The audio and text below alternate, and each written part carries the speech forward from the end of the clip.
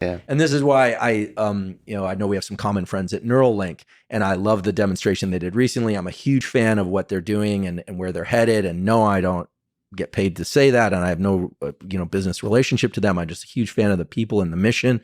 But my question was to some of them, when are you going to go subcortical? Because if you want to control an animal, you don't do it in the cortex. The cortex is like the abstract painting I made of your face. Removing one piece or changing something may or may not matter for the abstraction. But when you are in the subcortical areas of the brain, a stimulating electrode can evoke an entire behavior or an entire state.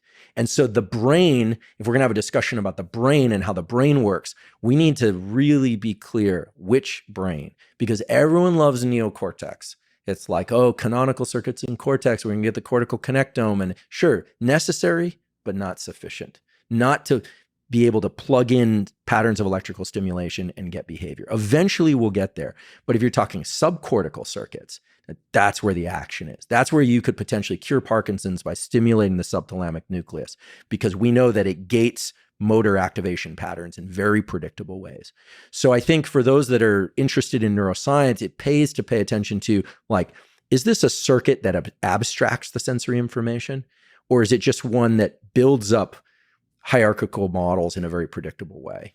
And there's a huge chasm in neuroscience right now because there's no conceptual leadership. No one knows which way to go. And this is why I think Neuralink has captured an amazing opportunity, which was, okay, well, while all you academic research labs are figuring all this stuff out,